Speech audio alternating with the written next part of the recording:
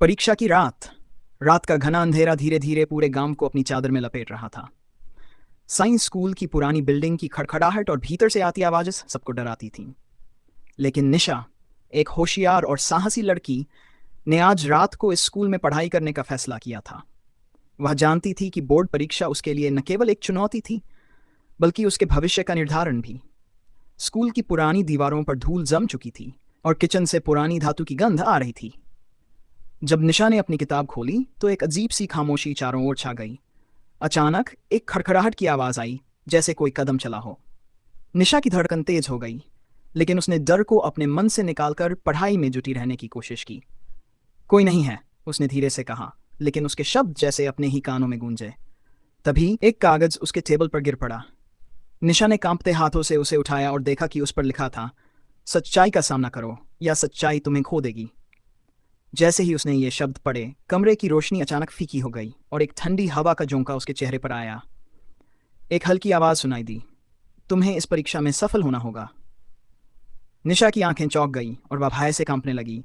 वह आवाज़, वह कागज और वह अजीब सी ठंडक, सब कुछ उसके अंदर एक सवाल उठा रहा था। क्या वह वास्तव में अकेली थी?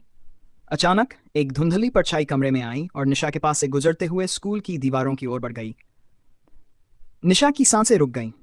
उसने देखा कि वह परछाई एक पुरानी स्कूली डेस्क में बदल गई थी और उसके ऊपर लिखा था, खोए हुए आत्मा की कहानी।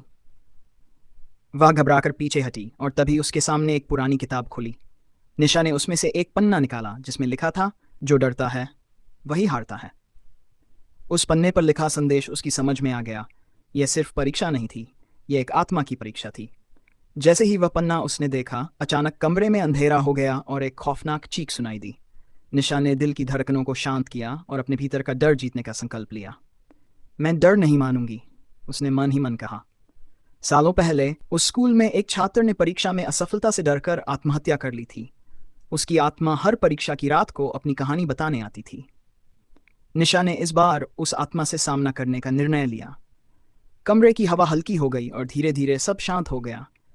निशा ने अपनी किताबें खोली और पढ़ाई में पूरी तरह से डूब गई।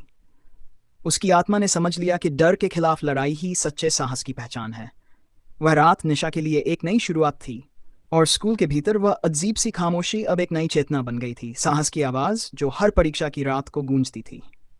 कहानी खत्म।